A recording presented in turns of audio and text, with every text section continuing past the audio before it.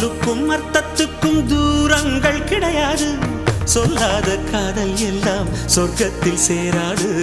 எண்ணிக்கை தீர்ந்தாலும் முத்தங்கள் தீராது. எண்ணிக்கை பார்த்தாலே முத்தங்கள் ஆகாது. அனுபவமோ என் வீட்டு தோட்டத்தில் பூவெல்லாம் கேட்டுப்பார். என் வீட்டு ஜன்னல் கம்பி எல்லாமே கேட்டுப்பார். என் வீட்டு தென்னங்கீற்றை இப்போதே கேட்டுப்பார். என் நெஞ்சை சொல்லுமே.